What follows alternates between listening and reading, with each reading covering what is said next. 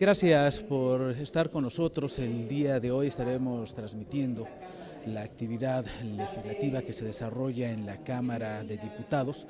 Se reúne la Comisión de Educación Pública y Servicios Educativos con diversos consejeros del Instituto Nacional de Evaluación Educativa con la intención de analizar y discutir la minuta enviada por el Senado de la República y que plantea diversas reformas a la Ley General de Educación.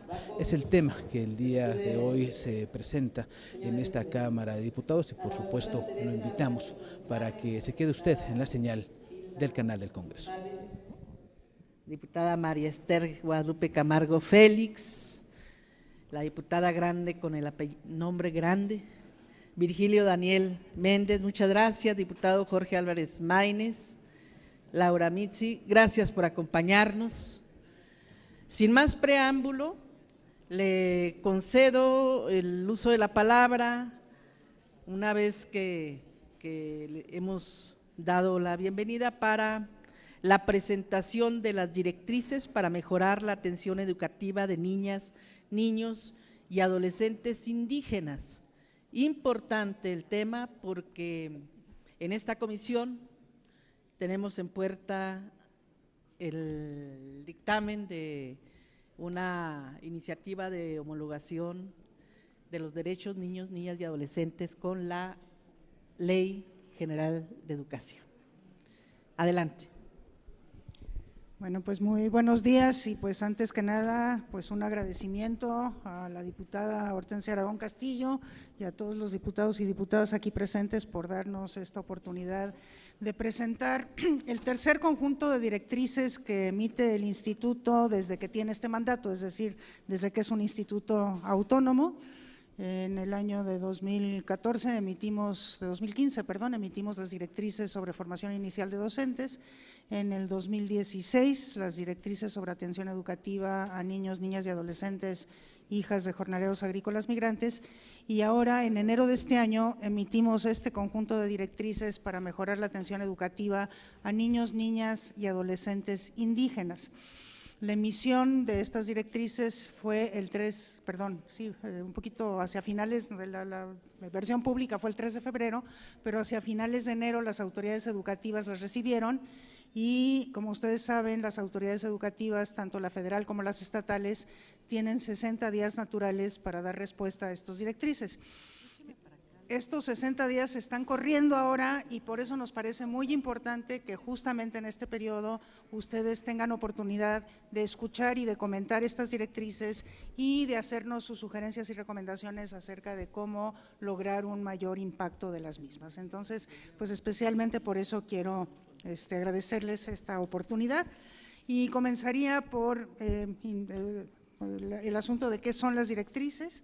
Bueno, por mandato constitucional, las directrices son recomendaciones que propone el instituto con base en evidencias de evaluación educativa y de investigación para mejorar las políticas educativas orientadas a garantizar el derecho a una educación de calidad para todos. Las directrices, como decía, se elaboran a partir de las evidencias, de acuerdo con la Constitución, y estas evidencias se derivan de las evaluaciones y de la investigación educativa disponible, así como de la revisión de la acción gubernamental en materia del objeto de trabajo de las directrices. Para su construcción se consulta a distintos actores sociales y educativos, entre los que destacan docentes, directivos escolares, servidores públicos, académicos, representantes de organizaciones de la sociedad civil y comunidades indígenas. Bueno, desde luego que hay un marco normativo que respalda la emisión de directrices, que es el inciso C de la fracción 9 del artículo 3 constitucional, que las define así como directrices basadas en evidencias sobre política educativa. Las autoridades educativas federal y estatales deben responder públicamente a las directrices, como decía, en un plazo no mayor de 60 días naturales. La Ley General de Educación y la ley del instituto establecen que las autoridades educativas deberán atender las directrices en sus planeaciones y programaciones educativas y al INEE le corresponde dar seguimiento a la respuesta y a lo que las autoridades realicen para atender estas directrices, y con base a ello realizará la actualización correspondiente de las directrices a lo largo del tiempo. Para poder elaborar estas directrices, nosotros tuvimos pues un conjunto de consultas y de diálogos con actores claves en esta materia. Quizás el elemento más importante que sostiene, que le da sustento, digamos, a estas directrices, es una consulta previa, libre e informada que hicimos a pueblos y comunidades indígenas sobre la evaluación educativa. Esta consulta la llevamos a cabo en 49 comunidades de 30 grupos lingüísticos diferentes, y también se socializaron los resultados de esta primera consulta en 170 comunidades más, y también con personal docente de población indígena. También realizamos foros con docentes, directivos y supervisores de Oaxaca, Chiapas, Yucatán, Chihuahua, Morelos, Veracruz y Puebla. Tuvimos foros con funcionarios públicos de la Subsecretaría de Educación Básica y del CONAFE. Sostuvimos reuniones nacionales con responsables estatales de las direcciones de educación indígena y también con las delegaciones estatales del CONAFE. También sostuvimos una consulta con el personal que participó como facilitador, valga la redundancia, de la consulta previa, libre e informada a pueblos y comunidades indígenas sobre evaluación educativa, y consultamos también a académicos y a organizaciones de la sociedad civil. Voy a comenzar por dar unos muy breves rasgos de la situación de la población indígena en el país. Un primer dato que a nosotros nos parece muy importante es reconocer que, como nos dice la encuesta intercensal de 2015, el 21% de los mexicanos se autoadscriben como indígenas, es decir, 1 de cada 5 mexicanos se autoadscribe como indígena, de cada 6. Y de estos, 7 millones tienen menos de 17 años.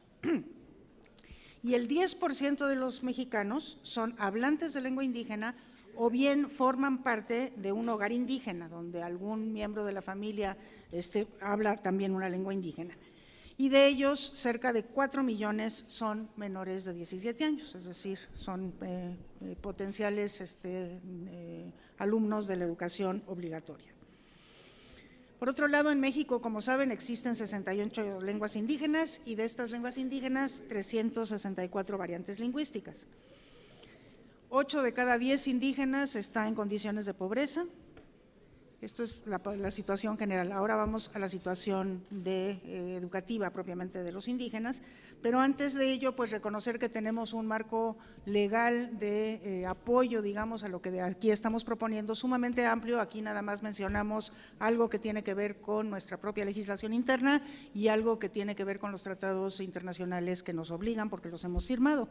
El primero es el artículo 2 de la Constitución, que nos dice que los pueblos y las comunidades indígenas tienen derecho a ser consultados y a participar en la construcción de sus programas educativos, y también nos dice que la niñez indígena tiene derecho a recibir una educación intercultural y bilingüe.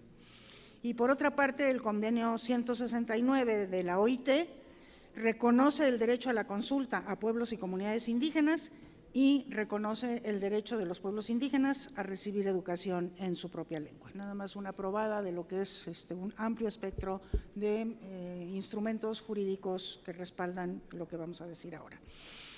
Ahora sí vamos a describir la situación educativa de la población indígena, y bueno, pues es una situación, como ustedes bien saben, de rezago educativo. El analfabetismo en el caso de los indígenas es 3 veces mayor que en el caso de la población que no es indígena. La escolaridad promedio de la población indígena es de primaria, mientras que la del resto del país es de secundaria.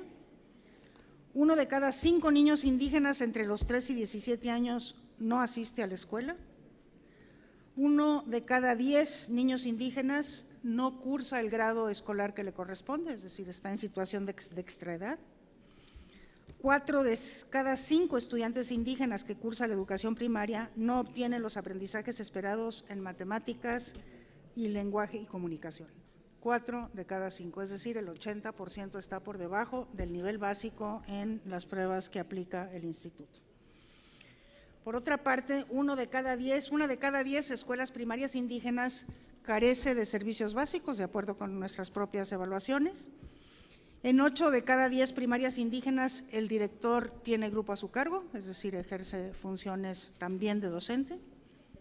Más del 50%, es un dato muy alarmante, y es el que más del 50% de los docentes que trabajan en una primaria indígena no habla una lengua indígena. El 43% de los alumnos hablantes de lengua indígena no asiste a un preescolar o a una primaria de modalidad indígena, sino a una escuela regular y por lo mismo no es atendido de acuerdo con sus características culturales y lingüísticas. Por otra parte, la educación intercultural es solo para escuelas de modalidad indígena, no es una educación intercultural para toda la población. Las lenguas originarias, si acaso, son objeto de estudio, pero no se utilizan como medio de comunicación. No existen metodologías de apoyo para el docente, para que pueda ser un docente verdaderamente bilingüe e intercultural. Existen materiales en lengua indígena para primero, segundo, tercero y cuarto grados de primaria, pero existen mucho menos para quinto y sexto grados, y prácticamente son inexistentes en el caso de la secundaria. No se diseñan libros y materiales indígenas para lenguas minoritarias, son solamente para las lenguas que tienen un determinado número de hablantes. Los docentes que sí hablan lengua indígena, muchos de ellos se encuentran desubicados, es decir, trabajan en una comunidad que habla una lengua diferente a la que ellos hablan. Existe presencia en las escuelas indígenas de docentes monolingües en español, es decir, que no entienden a los alumnos que recién llegan a la escuela, muchos de los cuales son monolingües en lengua indígena. Hay una baja escolaridad de los docentes que atienden a la población indígena.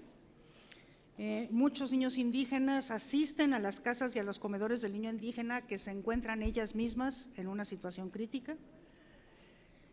Los supervisores y los directores carecen de apoyo, los supervisores para movilizarse, para visitar las escuelas y darles apoyo, los directores para cumplir con sus funciones respecto de las supervisiones.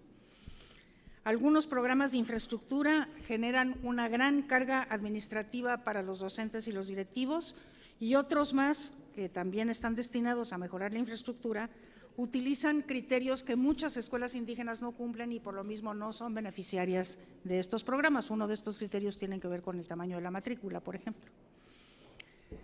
Bueno, esa es una situación, un resumen también de la situación educativa de los pueblos indígenas. ¿Qué se busca con las directrices? Bueno, se buscan varias cosas. La primera es garantizar el derecho a una educación de calidad, y en este caso una educación de calidad con pertinencia lingüística y cultural, porque nos parece que en el caso de la población indígena, si la educación no tiene pertinencia cultural y lingüística, pues no se puede decir que es de calidad. También se busca asegurar una educación con un enfoque de diversidad y de inclusión. Se persigue garantizar que la niñez indígena tenga un pleno dominio del español y de su lengua materna, es decir, que sea un bilingüe equilibrado. Se busca promover que los pueblos indígenas ejerzan el derecho a ser consultados en la educación que reciben. Se persigue eliminar gradualmente la discriminación cultural y lingüística y fortalecer el ejercicio pleno de los derechos de los pueblos indígenas respecto a la educación. Se busca fortalecer la coordinación institucional del Estado mexicano y con la sociedad para mejorar la educación hacia los indígenas. Y se busca mejorar la información, el conocimiento y la innovación en el caso de la educación indígena. Y las directrices que estamos presentando son 6 fundamentales, ahora las desgloso, aquí nada más las enumero. La primera dice fortalecer el enfoque de inclusión, equidad y no discriminación en toda la política educativa nacional, con énfasis en atención y participación de la población indígena. La segunda directriz es robustecer el vínculo entre la escuela y la comunidad, lo que va a permitir el ejercicio de los derechos de los pueblos indígenas y va a ser base de la pertinencia y de la calidad de la educación que reciben. La tercera directriz es establecer un modelo curricular que favorezca la interculturalidad en toda la educación obligatoria, pero que también garantice la pertinencia cultural y lingüística para la población indígena. La directriz 4 dice que se debe garantizar el desarrollo profesional de los docentes y directivos acorde a las necesidades educativas y a los derechos de la niñez indígena. La directriz 5 se refiere a garantizar centros escolares con infraestructura y equipamiento que responda a las necesidades de las comunidades indígenas. Y por último, la directriz 6 dice que se debe impulsar la mejora y la innovación permanente de la educación para la niñez indígena. Voy a resumir muy brevemente respecto a los aspectos que se buscan mejorar con cada una de las directrices. En relación con la primera, que es fortalecer el enfoque de inclusión, equidad y no discriminación en toda la política educativa nacional, con un énfasis particular en la atención y participación de la población indígena. Bueno, aquí esta es una directriz que quiere ser transversal a todo el sistema educativo y que lo que busca mejorar es el presupuesto público y la estructura programática presupuestal. Todos sabemos que hay un problema de un gasto disminuido en el caso de la población indígena y esto hay que atenderlo. Acciones en contra de la discriminación, sobre todo contra los pueblos indígenas. La oferta de la educación intercultural y bilingüe, mejorarla. La unidad responsable de la política de educación indígena, hay que fortalecerla. Los modelos de gobernanza, coordinación interinstitucional y contraloría social, sobre todo participación de los pueblos indígenas en las decisiones educativas, y el sistema de información y gestión educativa y los sistemas de registro y control escolar, específicamente para la población indígena. La segunda directriz, que es robustecer el vínculo entre la escuela y la comunidad para poder ejercer los derechos de los pueblos indígenas y como base de la pertinencia y la calidad de la educación que reciben.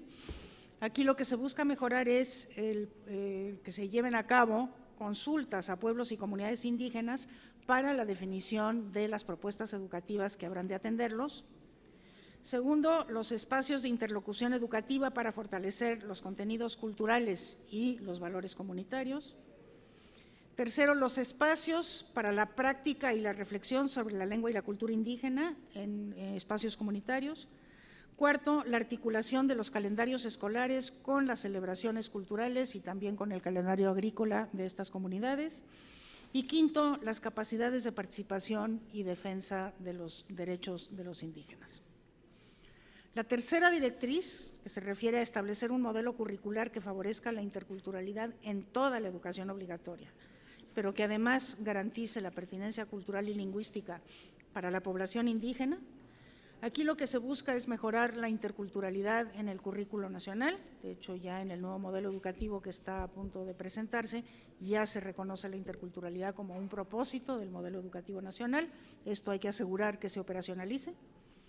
Después, muy importante nos parece la participación del Instituto Nacional de Lenguas Indígenas en el diseño de programas y metodologías de enseñanza para asegurar el bilingüismo equilibrado.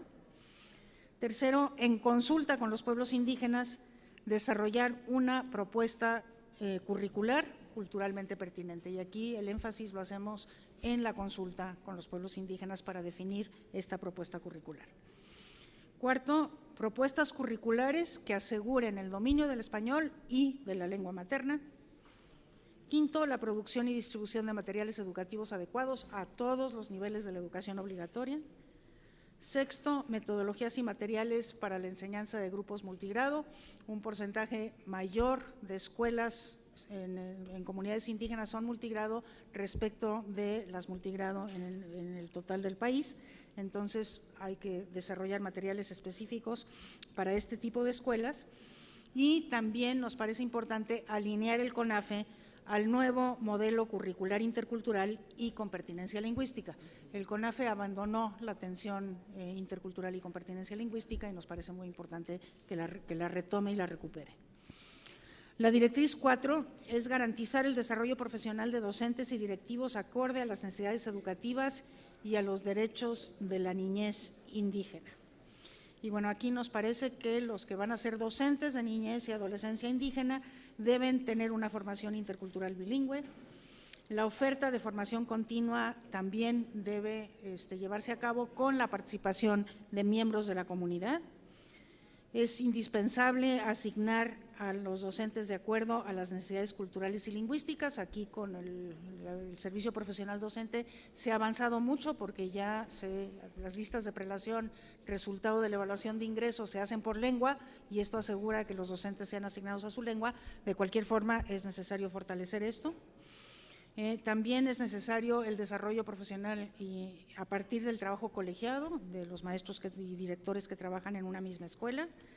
También hay que tener un servicio de asistencia técnica a la escuela orientado a atender la diversidad lingüística y cultural en todas las escuelas, de manera particular en las indígenas. Debe haber una estructura de incentivos y de reconocimientos especiales para docentes y directivos y tiene que mejorarse la práctica pedagógica de los líderes de educación comunitaria del CONAFE. La directriz 5 se refiere a garantizar centros escolares con infraestructura y equipamiento que responda a las necesidades de las comunidades indígenas. Hemos visto que las escuelas indígenas son las menos dotadas de infraestructura y equipo y esto hay que atenderlo, pero también pues hay que aprovechar para atenderlo con pertinencia. Y aquí los aspectos a mejorar son mejorar las condiciones básicas de infraestructura, la inversión y el equipamiento de las escuelas, lograr la participación activa de las comunidades indígenas en la definición y en la supervisión de la infraestructura. Tercero, la cooperación institucional nacional e internacional para proyectos integrales de infraestructura. Y cuarto, la plataforma de acceso público del INIFED con el catálogo de proveedores autorizados de manera que las comunidades indígenas también puedan elegir el tipo de diseño y el tipo de proveedor con el que quieren trabajar. Y por último, la directriz 6, que se refiere a impulsar la mejora y la innovación permanente de la educación para la niñez indígena. Aquí lo que nos hemos dado cuenta es que hay muchas innovaciones que se conocen poco y no se replican o no brincan a escala. Y entonces nos parece que aquí hay que fortalecer la evaluación y desde luego el uso de esta evaluación para la mejora permanente. Hay que llevar a cabo innovaciones educativas y experiencias de buenas prácticas educativas y de política educativa también y extenderlas. Es conveniente conformar consejos académicos especializados en educación indígena en cada estado y en el ámbito federal para que la problemática de la educación indígena tenga un espacio especial para ser discutido. Hay que generar espacios de diálogo informado y de gestión del conocimiento y hay que hacer proyectos de desarrollo de la autogestión escolar mediante fondos que apoyen su implementación, que lleguen directamente a las comunidades. Y para concluir, simplemente quisiera hacer algunas referencias al tipo de filosofía que orienta estas directrices. Bueno, lo primero que hay que reconocer es que tenemos una deuda muy importante como país con los pueblos indígenas en materia educativa, que se deriva del rezago histórico de estos pueblos, de la discriminación en decisiones cotidianas de naturaleza educativa y en la falta de relevancia de acciones para el fortalecimiento de sus lenguas y de sus culturas, a pesar de que el artículo 2 de nuestra Constitución nos reconoce como un país cultural y lingüísticamente diverso. Este rezago es en parte consecuencia de la falta de participación de las comunidades indígenas en la definición de la educación que quieren y necesitan, lo que hace que la educación que reciban no sea relevante a sus condiciones y por lo mismo que genere deserción o desinterés en la educación. De hecho, lo que estamos viendo es que a la pobreza de las comunidades se ha sumado una oferta educativa también pobre y bueno, que esto lo que hace es reproducir el rezago educativo que es necesario evitar en las nuevas generaciones y convertir a la educación que reciben la niñez indígena en fuente de orgullo de su identidad y de desarrollo integral de sus personas. En el caso de toda la población, lo que se busca es una educación que destierre las actitudes discriminatorias y que, por el contrario, logre la valoración y el aprecio de nuestra diversidad. Con ello se espera contribuir a hacer de la educación un factor de inclusión y equidad educativa y social y asegurar con ello el cumplimiento del derecho de todos y todas a una educación de calidad. Les agradezco mucho su atención y estamos pues todos los consejeros abiertos a sus sugerencias, cuestionamientos y comentarios. Muchas gracias.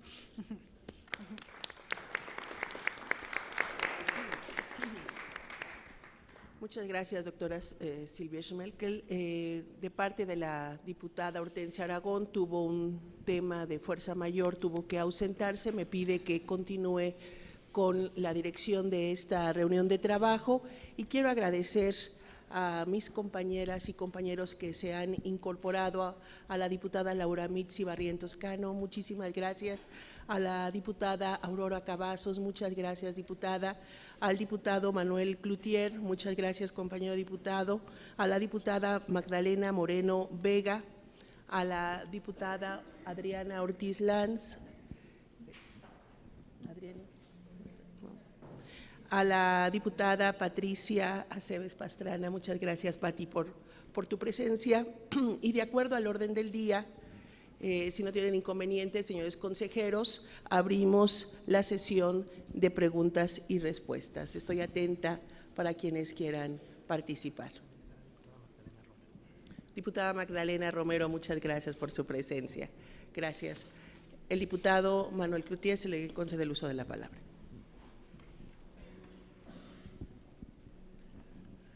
Gracias, muy buenos días. Entiendo después de esta presentación que el sistema educativo para los pueblos indígenas contribuye a abrir la brecha de la desigualdad en el país. Pero lo mismo pasa en el sistema de salud y lo mismo pasa en todos los rubros, porque no se tiene, en mi opinión, un concepto de estos servicios como parte de derecho humano. Ante la falta de cultura en México sobre derechos humanos, que data de junio de 2011, que fue incluido esto en nuestra Constitución, tenemos escasos 5 años de que empezamos a hablar de derechos humanos garantizados en la Constitución.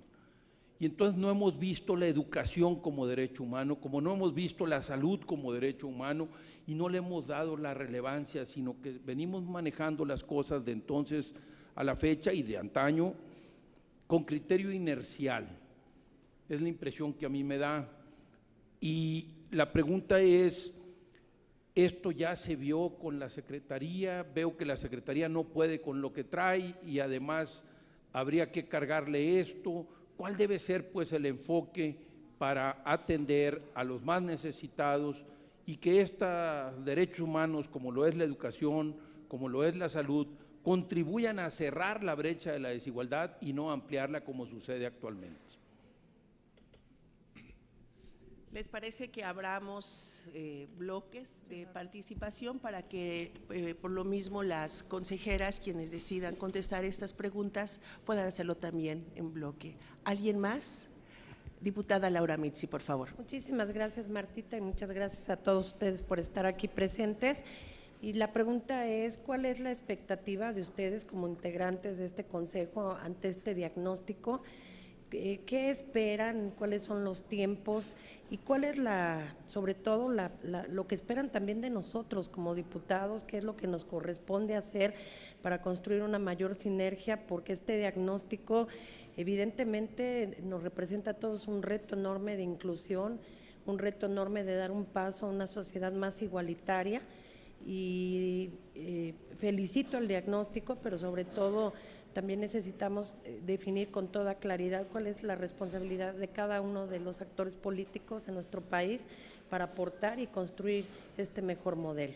Por su atención, muchísimas gracias y buen día a todos. Y perdón, pero feliz cumpleaños, diputada Aurora. Es cumpleaños de nuestra diputada, así es que enhorabuena y feliz cumpleaños. Felicidades, Aurora.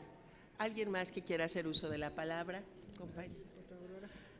La cumpleañera, diputada Aurora. Me da mucho gusto saludar a Silvia Schmelkel y a todo el equipo de trabajo con quien tenemos una relación amplia, nuestra admiración y respeto, no solamente a lo que están haciendo ahorita, sino tienen años. La verdad que es un capital importante, humano, al servicio de la evaluación. Va en el mismo sentido mi pronunciamiento. Por ejemplo, el caso Nuevo León, no tenemos ninguna etnia que sea originaria del estado de Nuevo León. Mas, sin embargo, Nuevo León recibe de otras entidades federativas a familias completas que traen su lengua materna. Y ha sido un reto para el Estado para dar servicio dentro de la educación regular a las familias que llegan a instalarse y se quedan definitivamente. En ese sentido, Nuevo León generó un modelo de atención en el cual se hacen convocatorias, se buscan los maestros de otras entidades, porque ahí no tenemos maestros preparados para hablar su lengua materna, y se desarrolla el modelo en aquellas escuelas porque están focalizadas donde se atienden a los niños con esta situación. Creo que es una gran riqueza que tiene México. Conozco mucho el trabajo de Silvia en esta materia, la recuerdo muy bien en conferencias de hace años, donde ella le preocupaba la interculturalidad, y creo que es un reto mayúsculo, es un gran reto el abrirlo a toda la educación regular. Sin duda hay que hacerlo, es de justicia social. Creo que así como yo siempre lo he dicho, para México es un orgullo todo el legado que tenemos y el patrimonio que tenemos cultural, las pirámides y todos esos templos maravillosos que dejó nuestra historia.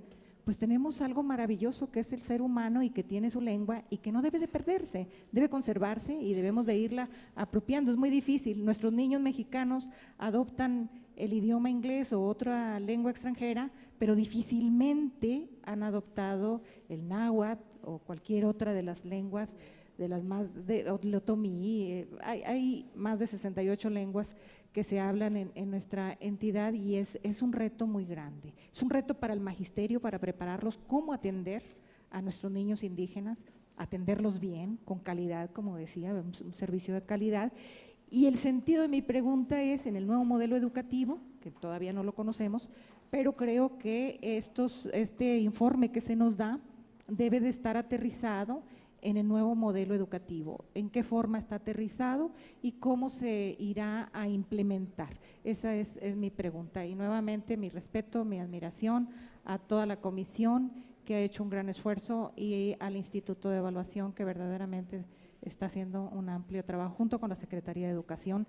La verdad, quiero cerrar nada más diciendo, como docente de toda mi vida, México ha sido testigo de uno de los esfuerzos más grandes en la historia, con la reforma educativa, la implementación. Nadie dijo que iba a ser una tarea sencilla, es una gran tarea, pero ahorita Laura decía y lo decía muy bien, ¿qué tenemos que hacer nosotros? ¿Cómo podemos poner nuestro granito de arena? ¿En qué tenemos que participar para poder contribuir? Porque los cambios en educación siempre son lentos, son procesos que se llevan tiempo, y yo creo que si todos ponemos la parte que nos toca, pues podemos contribuir a que eso se desarrolle mucho más rápido. Muchas gracias. Cerramos este primer bloque de preguntas. Estamos a sus órdenes, doctora Silvia Schmelke. Sí, muchas gracias. Pues yo le preguntaría a mis colegas consejeros si quieren contestar, y yo complemento en todo caso. Gilberto. Sí. Atendiendo a la pregunta del diputado Manuel Cloutier, yo creo que el problema de la educación como derecho humano, que ha quedado consagrado en la Constitución desde hace 5 o 6 años, tropieza con una realidad reacia a cambiar, ¿verdad? Y es el problema también prácticamente de toda la legislación mexicana, constitucional sobre todo. Las normas son como cartas a Santo Claus, ¿no? O expresiones de deseabilidad, ideas que se espera algún día se materialicen, pero los mecanismos a través de los cuales la norma plasma en la realidad, esos mecanismos están de alguna manera descompuestos. En el caso del sistema educativo, pues todos sabemos las dificultades que se observa, que se presentan en el sistema para cambiar. La inercia termina imponiéndose porque el sistema educativo, como el sistema de salud, como el sistema energético, son sistemas que se mueven en función de intereses y de fuerzas políticas que difícilmente aceptan cambiar, porque todo cambio afecta a sus propios intereses. Y ese es el problema no está en la ley, que la ley es un buen compromiso, una buena promesa, un deseo bien formulado, sino en cómo llevar a la práctica la ley, cómo hacerla realidad. Es el mismo problema que está tropezando la reforma educativa para materializarse en México. Es decir, las fuerzas, los actores del sistema educativo se resisten al cambio y las inercias terminan imponiéndose. Es todo. Margarita. Buenos días a todos, diputados de la Comisión de Educación. Es un gusto estar aquí conversando con ustedes. Muchas gracias. Yo quisiera retomar la pregunta de la diputada Laura Mizzi. Me parece que es muy pertinente, o sea, es como muy concreta, responde a esta segunda parte del comentario de Gilberto, ¿no? O sea, cómo operamos las cosas, ¿no? ¿Qué expectativas tiene la Junta, los tiempos y qué esperamos de ustedes? En el documento que se les va a entregar, ustedes van a poder observar que la construcción de este trabajo pues es una construcción larga y se discute con las autoridades educativas. O sea, estamos aquí porque esto ya le dimos varias vueltas con la Secretaría de Educación Pública y las distintas instancias que tienen que ver con educación indígena. Están distribuidas en todo el país y por ley las autoridades educativas responden si les van a hacer caso, a qué le van a hacer caso, qué es lo que pueden hacer, etcétera, ¿no? Ahí creo que tenemos que ir mejorando también la manera de operar esto y es uno de los temas de mucha conversación en el instituto, en la Junta y con las áreas responsables.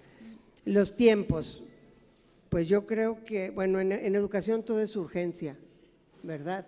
Entonces, en los materiales que tienen, yo quisiera resaltar una cosa muy práctica. O sea, hay muchas personas, grupos, desarrollando experiencias educativas importantes en distintos estados, algunas las tenemos nosotros identificadas y requieren recursos para continuar con lo que están haciendo, ¿verdad? Quienes tienen todo un programa para el tema del bilingüismo o trilingüismo, por ejemplo, ¿no? Porque, bueno, a pesar de las dificultades que haya ahora, pues la migración al país del norte, pues ahí está, ¿verdad? Entonces, la gente tiene que aprender a hablar también ese idioma para poderse… En fin, hay varias experiencias de escuelas, de grupos de escuelas, de primarias, de preescolares, de telesecundarias. CONAFE tiene experiencias importantes, esa es una experiencia, digamos, más institucional. Y hace mucho se perdió, porque alguna vez lo hubo, nada más hay que cuidarlos, fondos orientados a la innovación educativa o a prácticas de esta naturaleza, ¿no? Pues que la gente requiere capacitación, requiere materiales, etcétera. O sea, bien administradas las cosas, tampoco se requieren las oleadas de recursos para este tipo de cosas, ojo. Sí, pero sí son fondos que tienen que estar muy bien etiquetados, muy cuidados, muy vigilados para que lleguen realmente al destino que tienen que llegar. Yo creo que por ahí hay caminos importantes y bueno, pues me parece que tenemos declaraciones, ya lo dijo el diputado Cloutier, ya lo dijo Gilberto, el tema es que nos pongamos a pensar cómo hacemos vida en nuestras instituciones, ese tipo de aspiraciones que tenemos en nuestras leyes, ¿no? Muchas gracias. Eduardo. Sí. Muy brevemente, yo pienso que tratando de responder un poco a todas las inquietudes de los diputados, diría que en principio ahora el artículo 3º constitucional consigna como un derecho a que todos los niños y niñas reciban una educación de calidad y que ese es como el punto de partida que tenemos que hacer valer. Anteriormente no estaba definido de esa manera y ahora sí lo está, y creo que es lo más oportuno decir, tenemos un problema que hay que atender. Sin embargo, hay una pregunta también importante de cómo esto se aterriza en el modelo educativo, ¿verdad? Francamente yo no lo veo con la claridad que quisiera para saber cómo se va a implementar programas especiales que atiendan a poblaciones no solamente digamos de gran rezago y con problemas económicos y culturales, sino cómo atender además con esos problemas que se tiene a una población especial, que es quien no habla la lengua española. Hay cerca de 1 millón de niños que no hablan la lengua española, pero otro tanto que son digamos que presentan un bilingüismo y que no se les atiende en su lengua como lo dice las normas, en este caso educativas. Cerca de 50% de los profesores que le dan clases a los niños indígenas no hablan la lengua indígena, entonces se tendrá que considerar especialmente que este es un problema que agudiza, digamos, el rezago que tienen los niños indígenas y niñas indígenas. Más todavía yo diría que no se puede resolver un problema especial con procedimientos normales. Es decir, lo que se ha visto es que las condiciones de las escuelas que aplican, digamos, medianamente a los niños que no presentan estas características, no resuelve el problema, los agudiza. Y entonces repetir lo mismo por el resto de la vida, pues lo único que va a hacer es seguir ahondando y perpetuando un problema. Entonces tenemos que atender, digamos, ello. Y finalmente diría yo que hay muchos estudios y creo que el INE, al menos algunos miembros de la Junta de Gobierno, compartimos la idea de que la mejor manera o una buena manera de resolver el problema educativo en general del país es mejorando las condiciones, los resultados y los aprendizajes de los niños en rezago, y muy especialmente este grupo de niños representa un grupo especial que hay que mejorar. En la medida en que nosotros no atendamos especialmente a esta población, va a ser muy difícil que nuestro sistema educativo en conjunto mejore. Gracias. Bueno, yo muy brevemente, porque creo que ya se atendieron todas las preguntas e inquietudes, quiero sumarme al reconocimiento de la diputada Aurora al trabajo de Silvia en este renglón.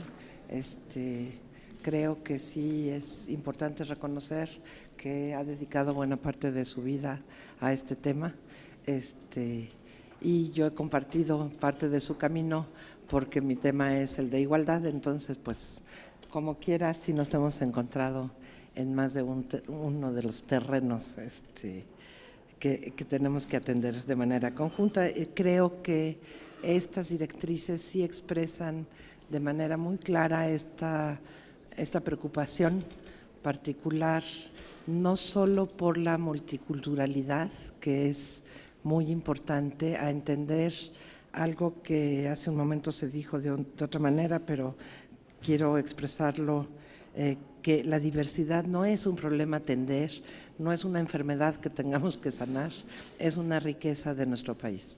Entonces, ¿cómo hacer que capitalicemos, digamos, que el país reconozca esta riqueza como propia y crezca con esta riqueza?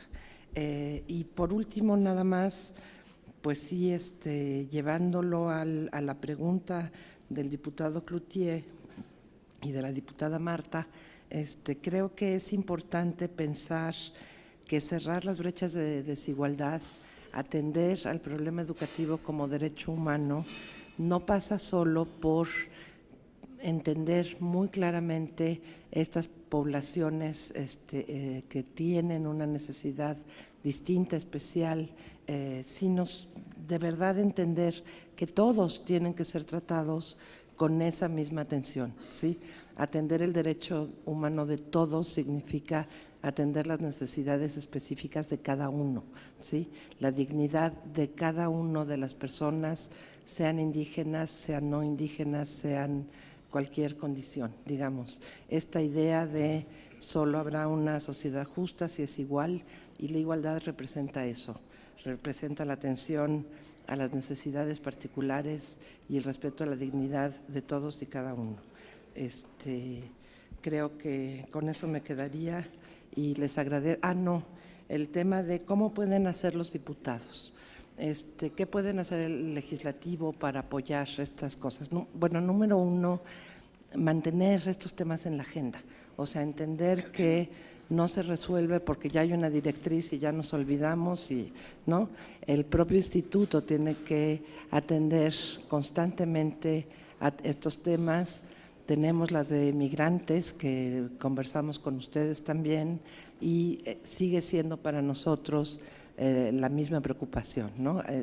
No quitar el dedo del renglón de estos problemas porque ya lo presentamos y ya ponemos palomita y vamos a otro tema, sino seguir manteniendo en la agenda pública, en la atención del propio legislativo, de la sociedad, este tema, porque creo que es importante. Y el otro es la canalización o cómo lograr eficientar el uso de los recursos públicos para lograr atender cuestiones como estas, ¿no? Seguramente no va a haber un capítulo de financiamiento indígena, pero ¿cómo le hacemos para que los recursos que se destinan hoy se destinen de mejor manera? ¿Cómo eficientarlos? Y si es necesario, ¿cómo aumentarlos? Entonces, hasta ahí lo dejaría. Gracias. Yo nada más rápidamente, yo quisiera reconocer la intervención del diputado Cloutier y decir que, bueno, yo creo que justamente es el adoptar este marco de derechos humanos el que nos lleva, si bien reconocíamos la desigualdad desde cuándo, pues a indignarnos tanto, ¿no?, respecto de esta situación en la que se encuentran los pueblos indígenas en todos sentidos, no nada más en el educativo, pero en el educativo también. Entonces, me parece que el marco de derechos humanos que el Instituto ha adoptado como su marco de referencia, pues es lo que nos conduce a, como decía Tere, no quitarle el renglón de esto. Eso sería lo primero. Sí, efectivamente, creo que la manera como viene operando el subsistema de educación indígena hasta la fecha, lo que hace es ampliar las brechas.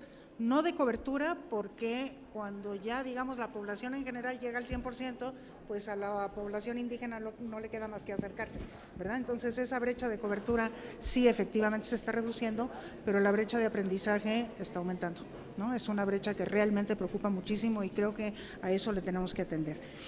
Respecto al nuevo modelo, pues yo nada más añadiría algunas cosas. El nuevo modelo sí da un espacio para la autonomía curricular, que es el espacio que nos parece se debe de aprovechar para que las comunidades participen y le den el contenido propio de su propia cultura y de su propia lengua a la educación obligatoria.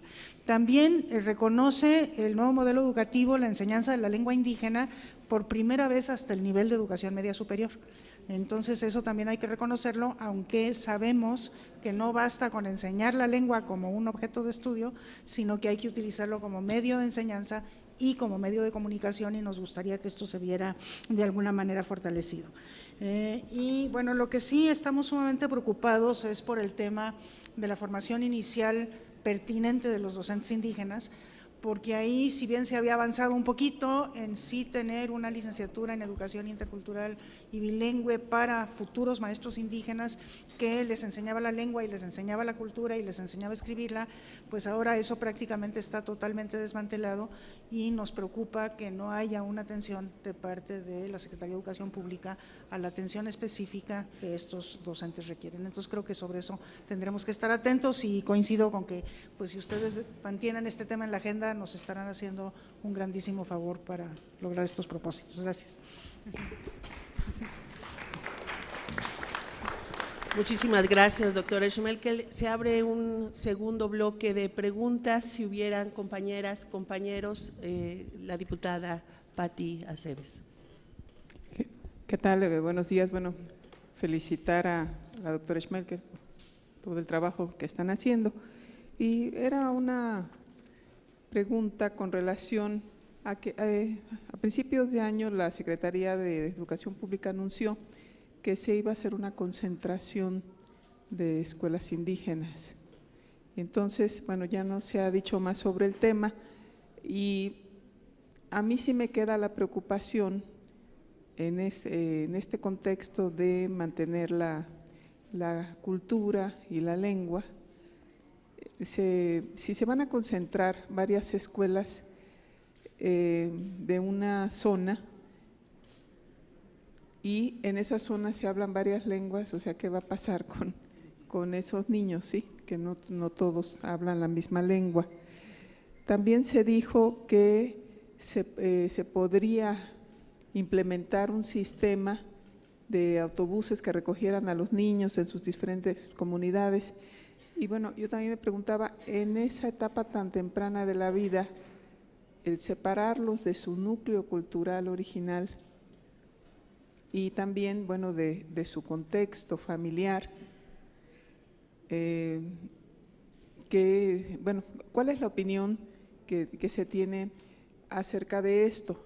Y sobre todo de los llamados internados, ¿no? Eso ya sería peor, sacar al niño completamente de su medio.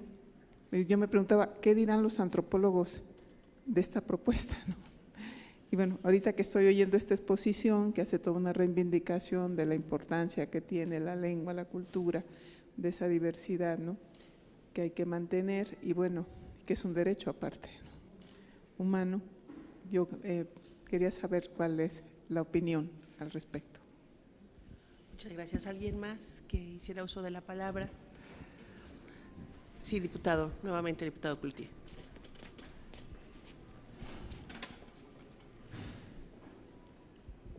Gracias. Sí, ahorita en seguimiento al comentario anterior y a las respuestas que dieron los señores del INE, es una idea, yo creo que es un problema de método de trabajo. Es decir, son tantos los rezagos en el país y por supuesto en la educación, son tantos los problemas que si queremos cambiar todo de una, lo único que vamos a generar es frustración y lo que sugería ya el doctor Guevara, que se iba a terminar imponiendo las inercias.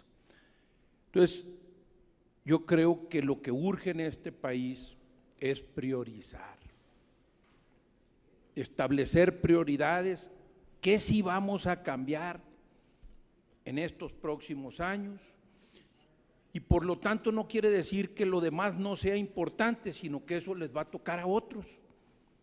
Pero en estos 6 años vamos a cambiar esto y ponerse en serio a cambiar y transformar esa realidad. De otra manera, seguir pensando que vamos a poder cambiar todo este paquete, insisto, de rezagos en el país y en particular en la educación, es realmente un monstruo gigantesco lo que hay que mover y no nos da ni el recurso, ni el tiempo, ni la fuerza para alcanzar a mover toda esta inercia. Entonces yo sí hago hincapié en el tema de la necesidad de priorizar y creo, repito otra vez el concepto, que el tema de derechos humanos nos debe dar las prioridades. Ese sería el comentario. Muchas gracias. Si no hay alguien más, yo me permitiría también hacer una pregunta porque me parece que, primero reconozco, al igual que mis compañeras y mis compañeros, la importancia de este diagnóstico y particularmente de las directrices que aquí se han detallado.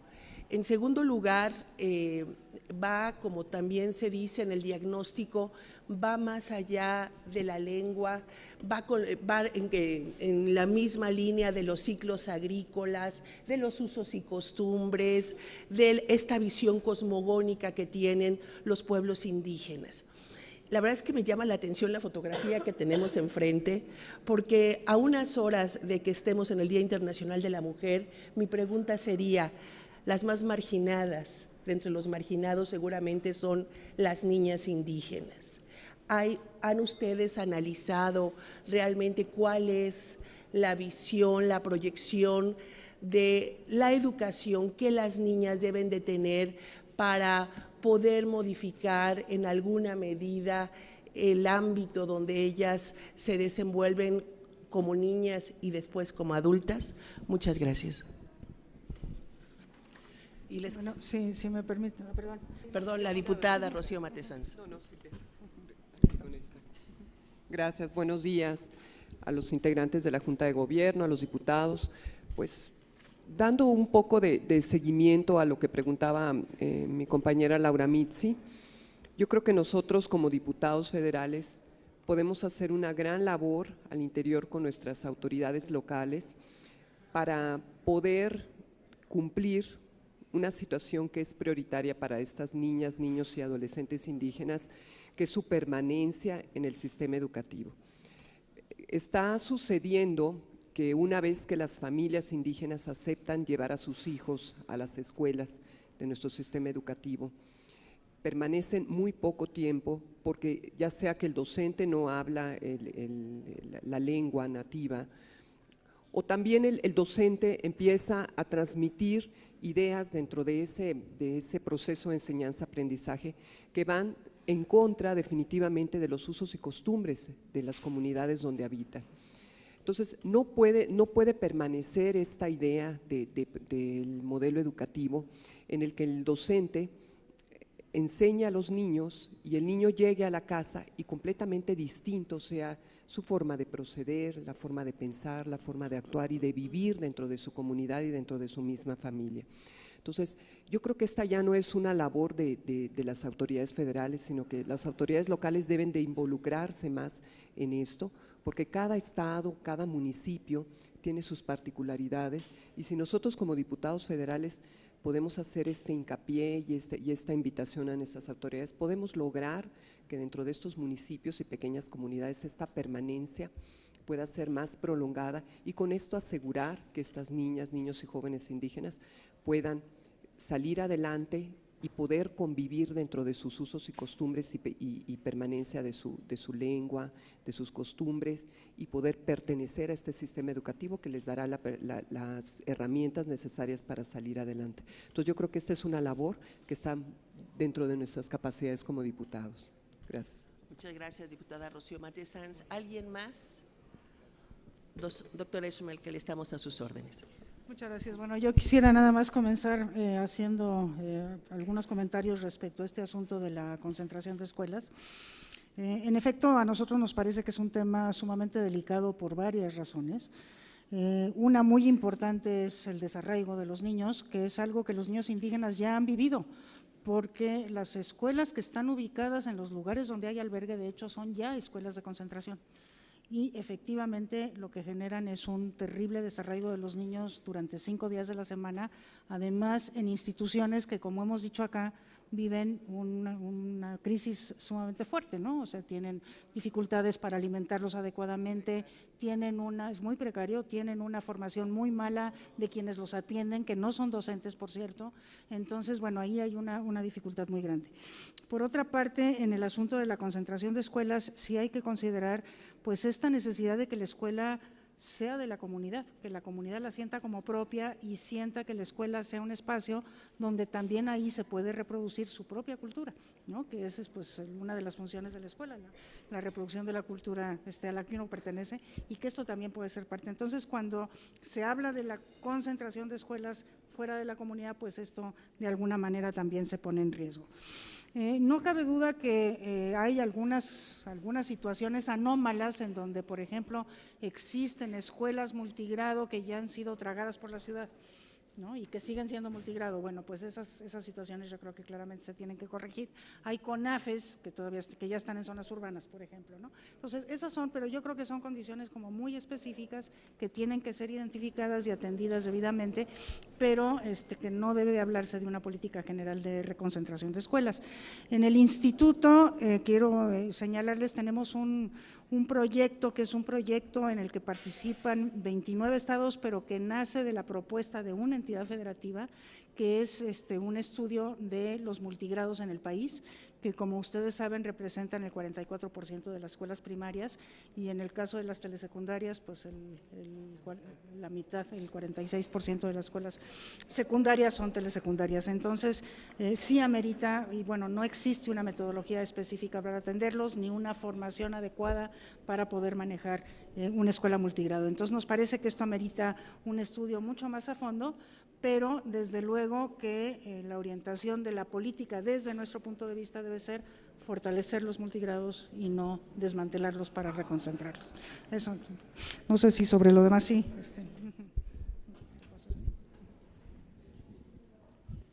Sí, a mí me gustaría comentar algo sobre lo que preguntó el diputado Manuel Cloutier. Yo creo que hay cosas que son claramente atendibles, muy atendibles y que son prioritarias en el caso de las escuelas indígenas. En principio, mejorar sus condiciones de infraestructura, de equipamiento, de profesorado y del director. Gran parte de las escuelas indígenas son multigrado, gran parte de las escuelas indígenas tienen profesores que no hablan la lengua indígena. Gran parte de las escuelas indígenas tienen directores que tienen que, además de ser director, cumplir con una función de docentes y por lo tanto tienen menos oportunidades los niños, o en este caso para aprender. Digamos, son condiciones muy claras y que, digamos, no hay vuelta de hojas. Simplemente hay que atender eso para que tengan mejores condiciones y por lo tanto mejores oportunidades para aprender. Muchas escuelas indígenas no cumplen con los horarios por muchas razones, por lejanía o por condiciones diversas. Eso hay que atender. Entre menos, digamos, se cumpla el horario escolar, pues menos oportunidades tienen también los niños para aprender. Muchas escuelas indígenas no tienen materiales en sus propias lenguas, muchísimas. En la medida de lo posible habría que atenderlas. Es decir, no hay que hacer magia en este sentido, porque están muy claramente definidas aspectos urgentes para al menos igualar las condiciones que tienen otros niños. Probablemente eso no resuelva, o seguramente no va a resolver todo el problema, pero los va a poner en una línea base similar a otras. Y por supuesto, sí creo yo que hay que implementar, hay que innovar procesos educativos especiales para las escuelas indígenas, nuevamente. Y me gustaría nada más, y con eso terminar, comentar algo, reforzar algo que dijo Silvia en términos de que las escuelas indígenas, para mantener, digamos, la lengua que hablan, no basta con enseñarlas como una segunda lengua. En realidad hay que utilizar la lengua para enseñar los contenidos. De otra manera, nunca se va a poder resolver este problema. Y también es atendible y no requiere de grandes recursos, requiere simplemente de una voluntad y de una claridad. Y quiero terminar diciéndole, porque se me olvidó comentar esto, pero un poco en apoyo o mucho a Tere, lo que dijo en términos de mantener, cuando ustedes, digamos, la atención, cuando ustedes preguntaron ¿y qué esperan de nosotros? Preocupación. Ojalá y que las directrices los preocupen lo suficiente como para que pongan atención y hagan en lo posible, ¿verdad?, su trabajo para poder, digamos, resolver el problema que les estamos presentando. Gracias. Muchas gracias. Consejera Margarita Zorrilla. Muchas gracias. Yo, bueno, sí coincido con la diputada Marta Hilda, que el tema va más allá de la lengua. Y quiero resaltar tres cosas de lo que se dijo ahora. Por delante, lo que dijo la diputada Rocío, de que ustedes pueden hacer una enorme labor con sus autoridades educativas locales, sí, para resolver las situaciones a nivel local. Y este tema de cuidar la permanencia para garantizar que los niños indígenas y de otras poblaciones concluyan su escolaridad obligatoria. Yo creo que eso es un deber jurídico que tenemos todos nosotros, ¿no? Entonces yo creo que por ahí se pueden hacer muchas cosas pensando que la realidad es diversa. O sea, no sé cómo nos representemos este mundo, lo digo por la pregunta de la diputada Patricia. O sea, hay escuelas que están etiquetadas como escuelas indígenas y hay escuelas que no están etiquetadas así, pero a donde asisten los hijos de niños y niñas indígenas. Y ambos tipos de escuelas representan desafíos diferentes.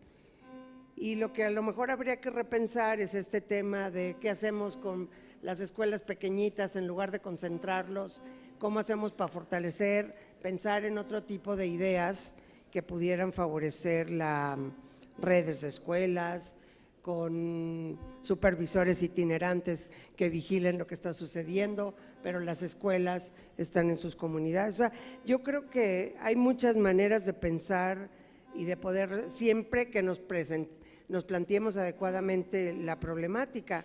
Y en ese sentido, pues estoy de acuerdo con usted, urge priorizar y pues hay que hacer todas las discusiones necesarias, porque con qué criterios priorizamos qué cosas y cómo descubrimos que si muevo esta pieza, esa pieza va a facilitar que se muevan otras, ¿no? Entonces, bueno, ahí tenemos mucho. Yo sí quiero hacer mucho énfasis en el tema de las autoridades locales. O sea, cada entidad federativa yo creo que tiene mucho poder, mucho potencial, tiene conocimiento de su realidad. A lo mejor a veces lo que hace falta es tener una interlocución más rica, ¿no?, para descubrir esos caminos y ver qué se requiere. Porque recursos se requieren de diferente tipo, desde inteligencia, buena voluntad, recursos económicos, materiales, etcétera. Muchas gracias. Allá los están llamando, ¿verdad? Muy rápidamente, yo quisiera sí responder a la pregunta de qué con las niñas, ¿no? Bueno, si nosotros hacemos un análisis estadístico de la asistencia y la permanencia de las niñas en el sistema de educación obligatoria, vamos a ver que ya prácticamente se logra una paridad y pensamos que esto en gran parte se debe a Progresa y a oportunidades cuya beca, digamos, es mayor para las niñas que para los niños. Como ustedes saben, esto ha tenido un impacto muy notable en poblaciones indígenas. Entonces, una brecha de asistencia y de permanencia en este momento ya no existe, cuando menos en la educación primaria. Ya después, en secundaria y en bachillerato, empieza a ser más fuerte y entonces hay que atenderla. Pero el problema de las niñas indígenas, pues es un problema que va más allá de eso, que como usted decía, pues tiene mucho que ver con la cultura, ¿verdad?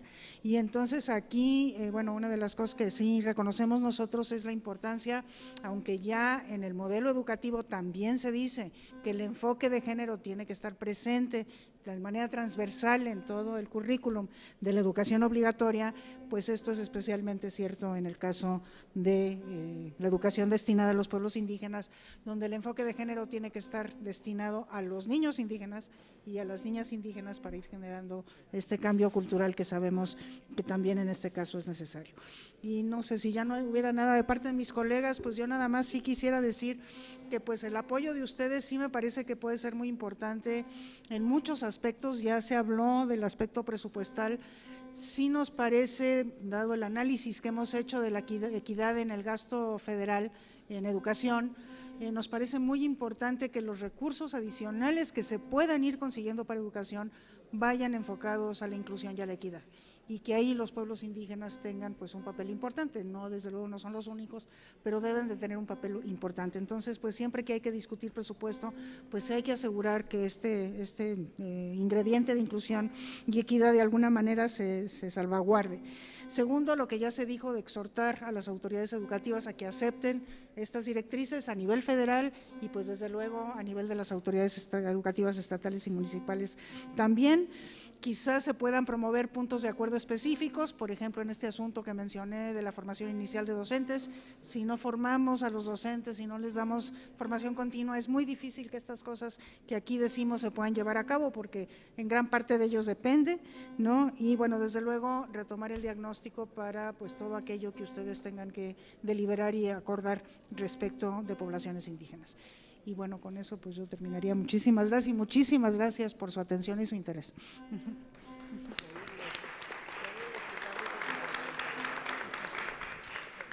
Pues a nombre de quienes integramos esta Comisión de Educación, les agradecemos su presencia, no sin antes pedirles, doctora, si pudieran dejarnos la copia de la presentación, además de los documentos que ya nos están distribuyendo. Creo que lo mejor es, pero la presentación no sé si se pueda dejar en electrónico. Yo les puedo dejar. A lo mejor si nos lo deja, el secretario técnico de la comisión podría estarlo reproduciendo, y les agradecemos a las consejeras y consejeros su presencia. Creo que la preocupación es compartida y seguramente será parte de la agenda de la Comisión de Educación. Muchísimas gracias.